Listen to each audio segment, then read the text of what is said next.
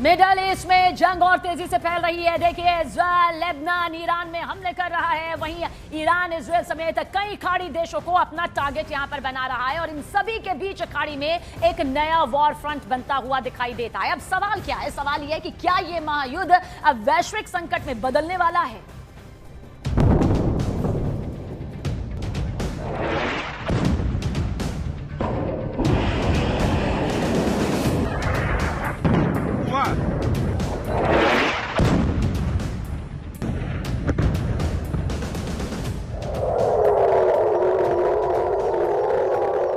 Jordan में siren alert पर US airbase.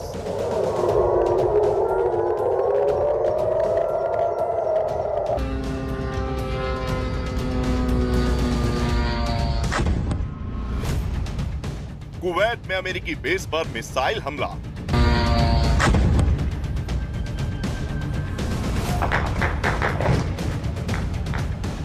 धमाकों से गूंज उठी मनामा की रात।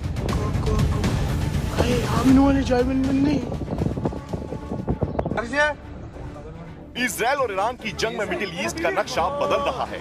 ईरान वर्सेस इजराइल की लड़ाई अब सिर्फ 2 देशों तक सीमित नहीं रही। जॉर्डन, कुवैत,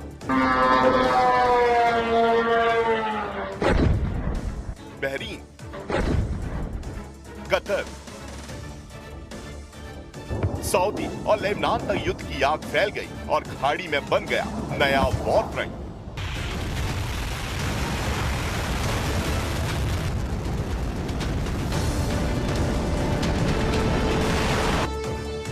अपने सर्वोच्च नेता अयातुल्ला अली खामनेई की मौत से भड़का ईरान अब किसी भी कीमत पर इजराइल और अमेरिका से बदला लेने पर उतारू है। ईरान की तरफ से लगातार अमेरिका और इजराइल के ठिकानों को निशाना बनाया जा रहा है।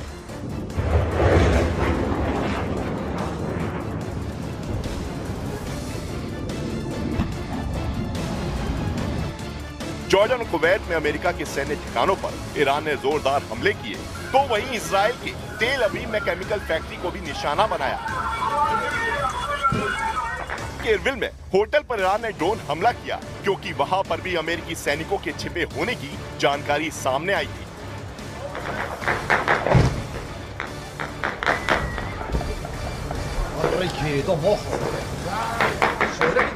तो वहीं बहरीन में युवाओं और अल खलीफा शासन बलों के बीच झड़प की खबरें भी सामने आई। ईरान समर्थित गुटों का संदेश साफ है, अब जंग सिर्फ सीमाओं पर नहीं लड़ी जाएगी।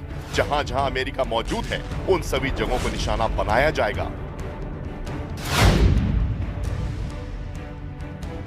इस बीच कुवैत ने 178 बैलिस्टिक मिसाइल और 384 ड्रोन इंटरसेप्ट करने का दावा किया है। यूएई ने 169 मिसाइलें हवा में ही मार गिराई। बहरीन ने 70 मिसाइल और 76 ड्रोन रोके। कतर ने 98 बैलिस्टिक मिसाइल, 24 ड्रोन और 2 Su-24 लड़ाकू विमान गिराने का दावा किया। ईरान जिस तेजी से अमेरिका और इजराइल के सैन्य ठिकानों को निशाना बना रहा है, अमेरिका और इजराइल ने भी ईरान को उसी अंदाज में जवाब देने की तैयारी की है। यूएस इजराइल के अटैक में तेहरान में भारी तबाही हुई है। ये तेहरान के कम्युनिकेशन सेंटर की तस्वीरें हैं जो मलबे में तब्दील हो चुका है। यूनेस्को धरोहर गोल्डन पैलेस भी इजरायली हमले में क्षतिग्रस्त हो गया है, जिसको लेकर यूनेस्को ने भी चिंता जताई है। इसके अलावा एविन जेल पर भी हमला हुआ है। Iran for 47 years has been chanting death to America, death to Israel too, but you're the big Satan, we're the small Satan. Death to America. They've murdered and maimed thousands of Americans in Iraq and Afghanistan with their IEDs. These are roadside bombs.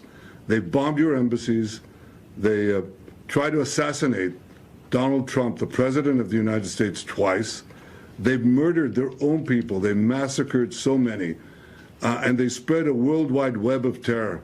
So this is a regime committed to destroying the United States of America. It's the only country on the planet that says so openly and works tirelessly to achieve that goal. उधर Lebanon में Hezbollah ठिकानों पर भी Israel ने भीषण प्रहार किया है। इजराइल का दावा है कि हिजबुल्लाह के पास 25,000 रॉकेट, 1,000 ड्रोन और अदवान फोर्स के 3,000 लड़ाके मौजूद हैं। एक तरफ मिसाइलें, दूसरी तरफ ड्रोन और बीच में पूरी खाड़ी। सवाल पूछे जा रहे हैं कि क्या ये आने वाले दिनों में दुनिया में बड़ी तबाही का संकेत है।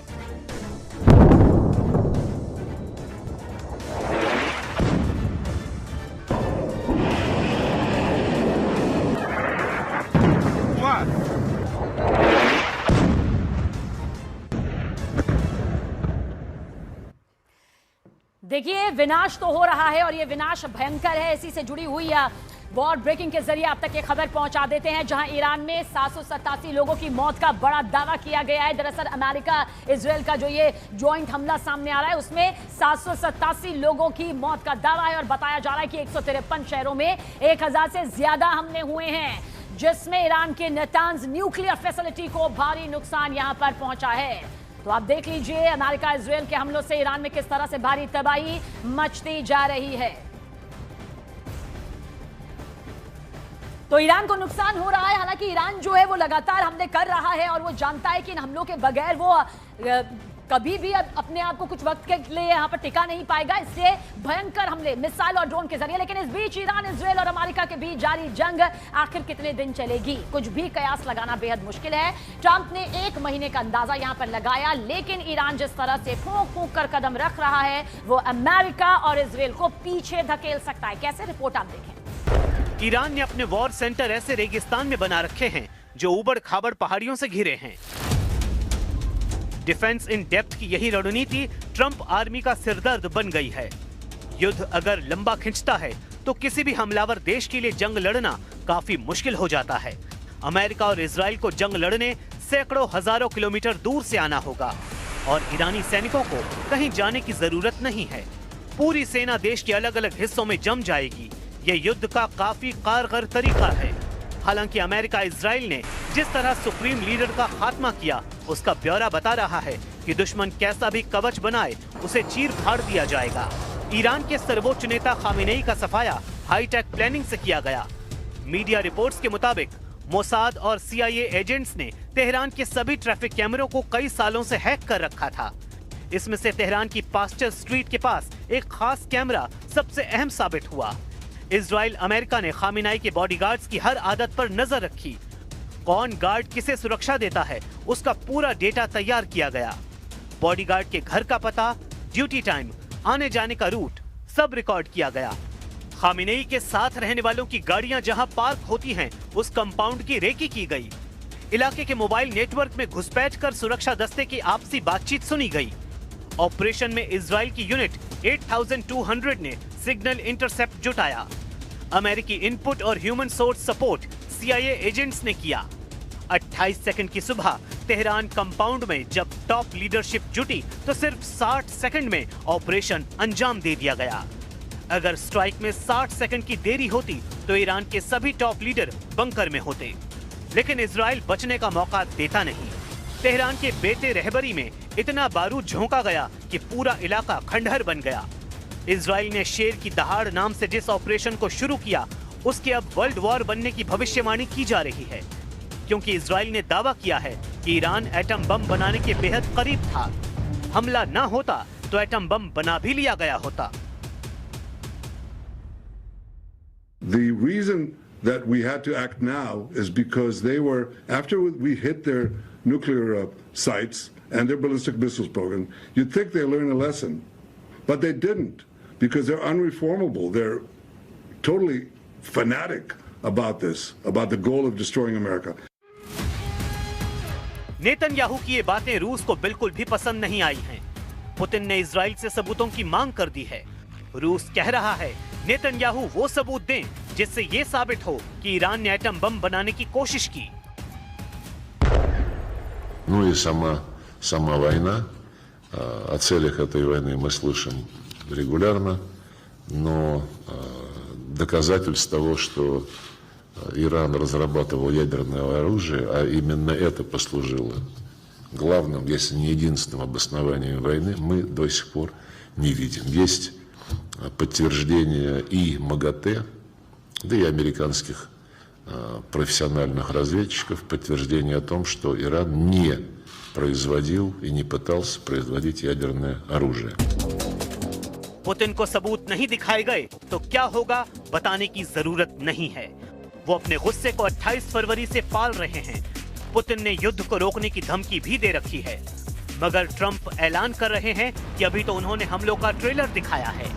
ईरान पर अमेरिका का सबसे पावरफुल पंच अभी पड़ना बाकी है, लेकिन अमेरिका जितना गुर्रा रहा है, असलियत उससे कुछ अलग है। अमेरिका ने खाड़ी में 15 देशों से अपने नागरिकों को फौरन भाग जाने की नसीहत दे दी है। ये डेंजर जोन में दिख रहे उन्हीं देशों की लिस्ट है। ट्रंप की वार्निंग ऐसे समय में आई है जब इजराइल लेबनान में फुल फोर्स में हमलों को शुरू कर चुका है।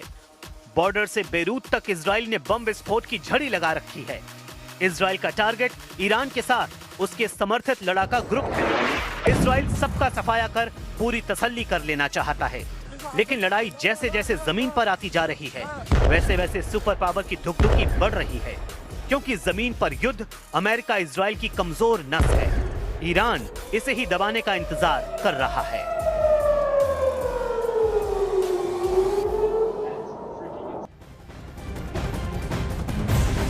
और ब्रेकिंग आप तक पहुंचा दे, लेबनान में इजराइल का सबसे बड़ा हमला सामने आया है। हिजबुल्लाह के ठिकानों पर आईडीएफ की एयर स्ट्राइक, और यहीं पर इजराइल के हमले में लेबनान के 6 लोगों की मौत की भी खबर। हमलों में लेबनान में मरने वालों की संख्या 50 हो गई है। आईडीएफ की एयर स्ट्राइक आप देख लीजिए किस तरह से लेबनान में मौत का यह आंकड़ा बढ़ता जा रहा है। जैसे ही लेबनान की एंट्री इसमें हुई उसके बाद टारगेट सीधा हिजबुल्लाह के ठिकानों को किया गया, लेबनान को यहां पर किया गया। महायुद्ध का 5वां दिन, भयंकर भयानक तस्वीरें युद्ध के मैदान से।